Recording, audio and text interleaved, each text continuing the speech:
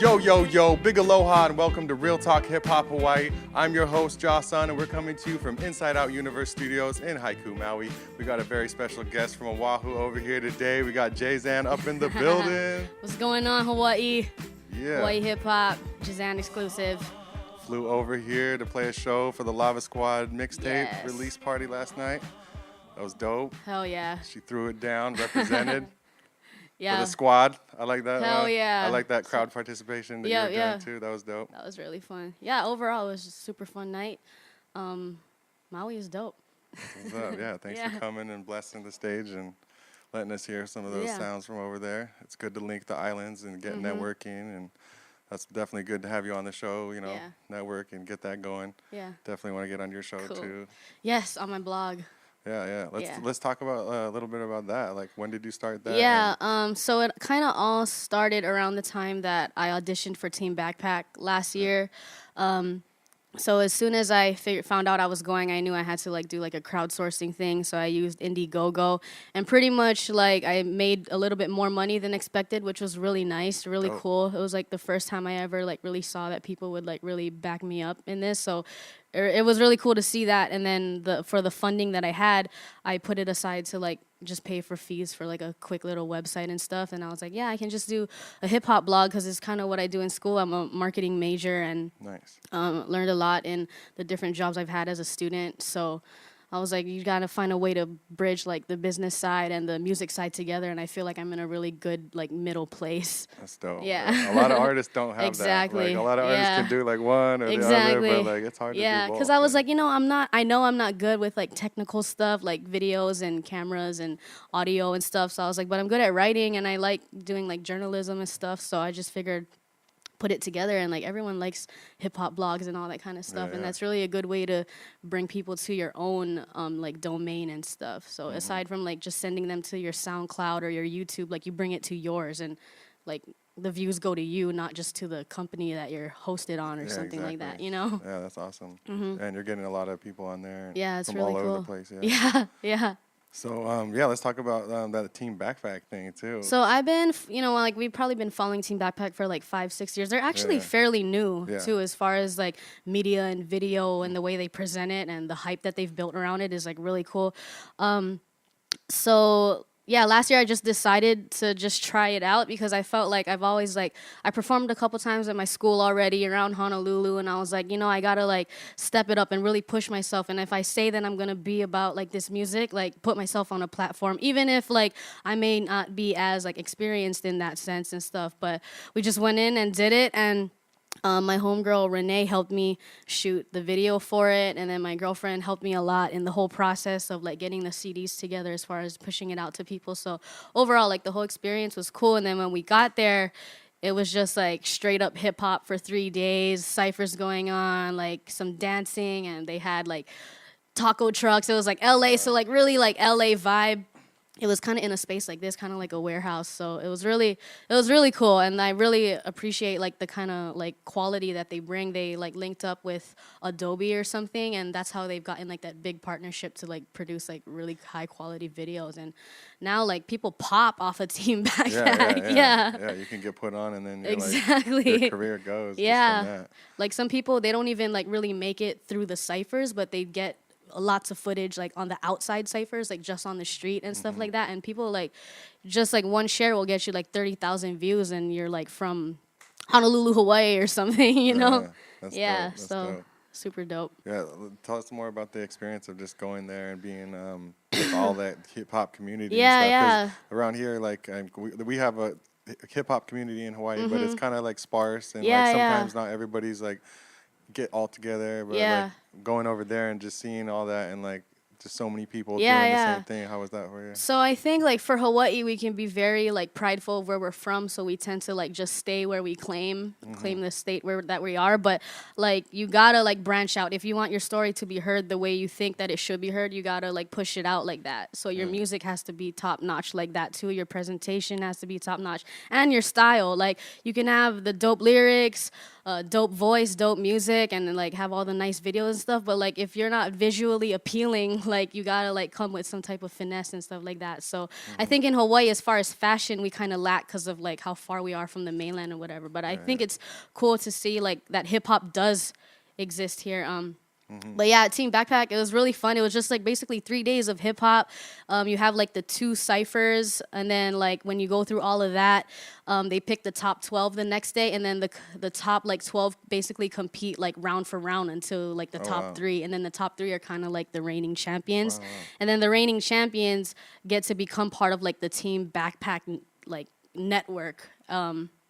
And then they get invited to go on like the summer tours. So Team Backpack is kind of like the beginning of Team Backpack summer tours. And then pretty much from wherever they're at, they go all around. So are you going to do a Team Backpack video this year and submit that too? So I actually already submitted it, got some views, and I already got invited to go. This year it's in New York City. Yeah. Unfortunately, I can't go because I have military duties and stuff. My unit is going to go to California to train for like the whole month of June. But there's going to be a lot more because I'm going to be finishing school and stuff like that. So like music is kind of like really on the top of my head right now. After all of that. Yeah. I like how they did like the LA one. Now they're doing New York. They're doing both coasts, East, West Coast. I mean, I've been making suggestions to like, they should come to Hawaii. Yeah. Like, you know how many like it would just be legit if like there was like 50,000 rappers in Waikiki, and like everyone would like it would just be a dope time, and for everyone to see like how Hawaii hip hop really exists and stuff like that, you know. So it's really cool. Yeah, we're starting Elements video series too here too, like ciphers and stuff like that. Yeah, that hopefully we can that's help, the kind of stuff we need. Help integrate too that and to show them too that there's something going on. Definitely. That's part of why we're doing this too, like the videos, just to get like more people seeing and hearing about like the stories and the people that are living the stories and what people are doing, and like how all of it like intersects and cross. It just all like, goes all around. I think degrees of separation. I think Hawaii's narrative was taken away a long time ago, of course, by colonizers and all that kind of stuff. And by doing hip hop, I feel like, especially as like an Asian American, a Filipino American girl, like my story is not really told. Like I'm always like a nurse or someone's daughter or from the Philippines somewhere. And I think like it's really interesting to see like where my family came from in the Philippines and like where I'm at now and how I'm in the position to tell their story now. And it's taken generations to get here. And to be honest, like sometimes it's like really overwhelming as a writer and as an artist, but it's like, it's legit. And this is like, these are the stories of my family, the stories of my people, and it needs to be heard. Like, it's just, it just needs to be heard. That's real. And hip hop is all over. Like, Team Backpack goes to like Ukraine, Spain, and they do ciphers all around Asia and stuff like that. So if like people want to talk about hip hop like not being like a real music or everything, but the culture is real, you know what I mean? And if you don't like the music, then change who you're listening to, and you might, I'm pretty sure you're gonna find it. There's a broad spectrum of hip hop, for sure. But yeah, I think Honolulu in general, as far as like how urban it is now, like there's a big market for hip hop and like just live music and all that in general. So the scene's doing well. It's really good. Sure. I'm always watching, being like, oh damn, they're doing some things over there. So it's good really though. Cool. It's good for all of Hawaii too. Yeah, I think like the more serious we are as a community, like the better. You know. Yeah. And supporting each other and doing things together, working together. That's why I got mad respect for you guys flying over here to play the show and stuff. That's cool. So let's take it back a little bit. What like first inspired you to get into hip hop? Maybe who was the first artist that you heard, or like kind of event that maybe like was like, hey, I want to do that. Yeah. So I'm not gonna front and be like, oh, like this one song changed my life or anything like that. In Hawaii, I didn't really have like access to hip hop like that. However, like I was growing up in the stages from like Nelly, T.I., and Busta Rhymes, so I was like really into like Eminem and that whole thing of like music. And I remember one time my stepmom like found lyrics of Eminem underneath my bed, and she was like tripping out, and I was like what the and she's like, this is like devil music and all that kind of stuff. But to me it was like, well, the stuff in church, like I went to a private school, so like that narrative of history wasn't fitting to what I was experiencing as like as a child of an immigrant, you know what I mean? also growing up in Hawaii and how like unique it is just to be able to claim this state and this area that we live in. So yeah, so I found that hip hop, it just like the stories and stuff, like it kind of just, I just always vibed with it, and I love me some bass and snare, and I just dig it. So as far as music, like I kind of always been into like reggae and hip hop, but more so now hip hop and rap.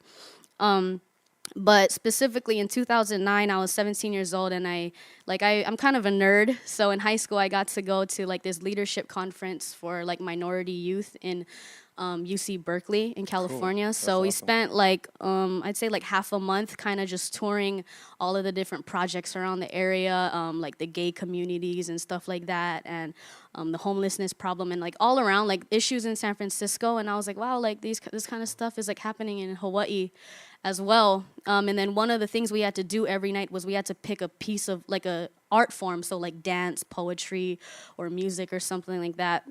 And I was like, I kind of liked writing, but I never really did it like creatively with structure. Like I would just write, but I never had anyone tell me like, oh, this is how you write a poem or something like that. So when I really got into learning spoken word poetry there, that's kind of like where it started popping off. And then from there, I kind of just started recording music on GarageBand with my cousin Ryan.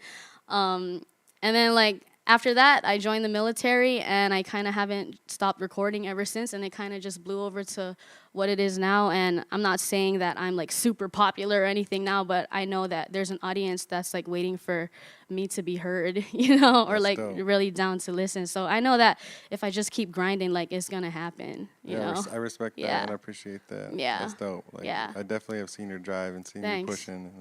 Last night was really cool because a lot of people were like, I've been following you on Facebook. And, you know, a lot of times like, we get caught up in, like how many followers you have, how many likes you have, but like really it's about like who are you really connecting with, and now I see the fruits of my labor, you know what I mean? So that was really nice. That's nice. So how many years you been rapping now?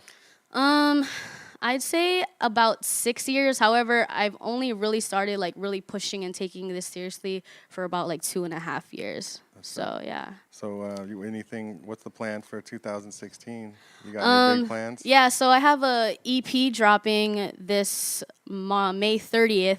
It's called the Untitled Episode EP. It's just a 3-track EP that I actually like. I made these songs before, but I kind of rearranged it to tell a story. So, and there's some bonus tracks on there. So that's going to be available on jazanexclusive.bandcamp.com and also on my website and everything. So pretty much that. Not exactly sure about like performances or anything that are lined up. However, like I'm always like in contact with people like this happened. We linked this up like 2 days ago, like really set it in stone. So a lot of it like just staying on top of things and then seeing like where it kind of goes and making good music. Just take it as it comes and tackle it. Yeah. That's awesome. Tell us more about your spoken word journey. Yeah. So I started when I was 17 back at UC Berkeley, and then like the college scene here is like really big on spoken word, especially like when Fresh Cafe used to do their spoken word. I think like Hawaii Theater has or had like open mic spoken words, and there's like open mics kind of all over Honolulu that you can kind of just do whatever. So that's kind of cool. I haven't really been doing spoken word like explicitly now because I kind of like delved more into rap, and I feel like it's an easier way to connect with people and then like to tell them that we're a poet, and then we can like write or whatever and all that. So but I think that the essence of hip hop, like the level of lyricism that I would say as an artist, it like definitely comes from like a high caliber of spoken word. So what do you think about the hip hop scene in Hawaii right now, and what do you foresee for the future, and what do you think like we could all do to make it better? I think that Hawaii hip hop, like there's no doubt that we have talent up the yin yang. I mean, like you're talking like pre-CNR boy, Jim Hurdle, and even like Puna, and like everyone in Oahu, and everyone here, like even 808 Lava Squad and everyone else who's doing it. Like I feel like we're at that caliber to where we can like really say like this is Hawaii hip hop. But it just really feels like we just need to have like more community and more supporters, because I think because Hawaii is so small, like when there's a big hype of something, it just like all goes to that. So like now that the EDM like is really big, and I'm not saying like I don't like EDM, but I'm just saying like that's the trend of where it's going. Like now all the youngins are listening to EDM like from ages like 17 to 25. And it's popping because you know the party scene, the drug scene, like it's it's like that over there.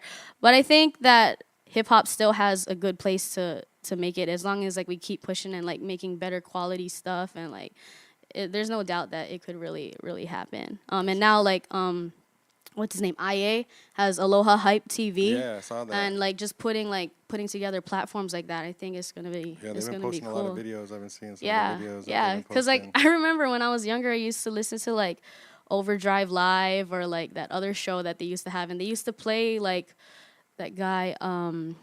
What's his name? Tasho Pierce. Yeah. When he first came out as Emerse, and like I remember watching that as a kid, and like it inspired me, and I was like, wow, like I didn't know like Hawaii had like that kind of narrative, and like I mean that was a long time ago, like way before I started rapping. Yeah, he's but dope. yeah. Yeah. And then now I look at like the rappers we have now and their video quality, especially like Pre and his team, you know, like they got it Pre's locked. doing it, yeah. And even like Bombs in Las Vegas, like he's from Kalihi and stuff, so like all their stuff is like it's really good. Yeah. That's dope. I love the Las Vegas connection too. There's a lot of Yeah, people we have moving lots out there of people and doing their thing out there, and then coming back and going back and yeah, forth. even when I went to Team Backpack, like a lot of people from Vegas, like they kind of like were familiar with Hawaii and stuff. So. That's cool. So you want to give a shout out to anybody? You want to say anything to the hip hop scene?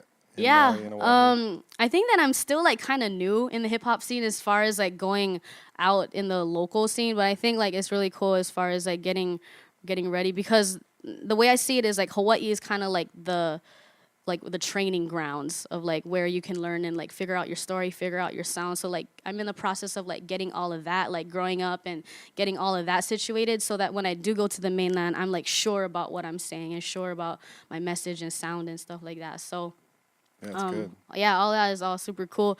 But as far as shouts out, I'm really lucky to have parents that kind of support me. So my mom and my step pops, like, and even my dad too, they really support me. And my girlfriend, like, she's probably like there, like on the ground level every single day more than most people. She sees me like get frustrated when I record, and like it gets frustrating as far as like, you know, spending time and stuff like that. But like I think that we're in a good position to really start like kicking stuff off. So it's really cool. And she likes hip hop music too, which is like the shit. Good to have a partner who like supports what you're doing. Yeah. So I saw like a lot of like artists at Team Backpack, like they have what's it called? They like their other halves are like their managers, and they like really do it that way, and you have control that way and stuff like that. So that's what's up. Keep it in the fam. And then I also got to give shouts out to my homie Gims from 808 Lava Squad, because he's kind of like my sound engineer now, and it's really like helped bring my audio and stuff like really good. So you guys that's really cool. Now, And he's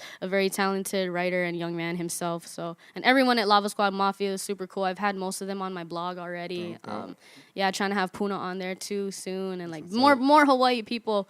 But I know that it'll come in time. That's what's up. Yeah, we had the Lava Squad on here before. Yeah. Go check those out. Yep. Well, I think we're gonna wrap it up. That's been Real Talk Hip Hop Hawaii. Hey. Big up to Blessed Clothing Company. We out here.